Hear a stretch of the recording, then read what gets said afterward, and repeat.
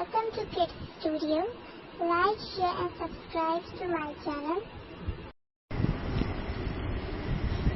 اس لوہار کا ایک ہی بیٹا تھا مگر بہت سست اور کاہل، سارا دن آوارہ گردی میں ضائع کر دیتا۔ وقت گزرتا رہا لیکن لوہار کے بیٹے میں کوئی تبدیلی نہ آئی۔ جب تک باپ کام کرتا رہا آرام سے گزر بسر ہوتی رہی، پھر وقت نے اسے بوڑھا کر دیا تو زندگی مشکل سے دوچار ہوئی۔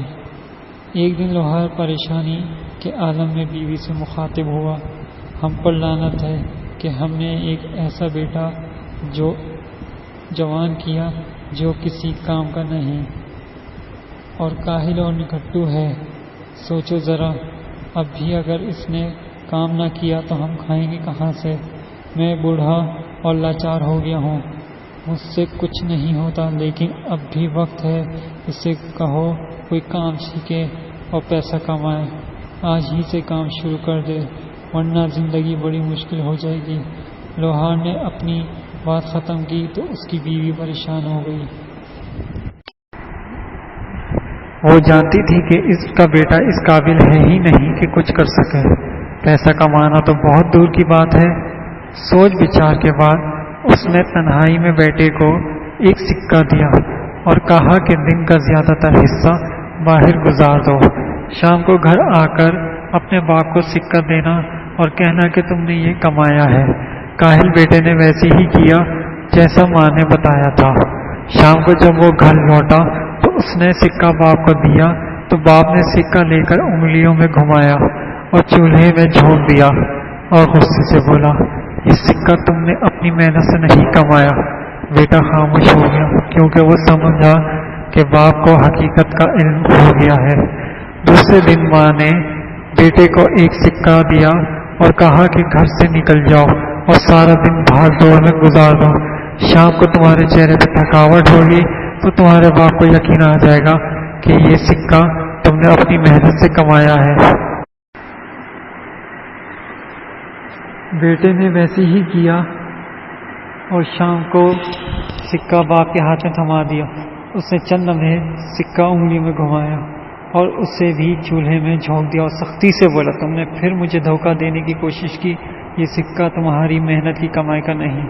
ماں نے محسوس کر لیا کہ اس کے بیٹے کو کچھ کرنا ہی پڑے گا، چونکہ جب آپ نے سکہ آگ میں پھینکا تھا تو بیٹے کے چہرے پہ پریشانی کے کوئی آثار نہ تھے۔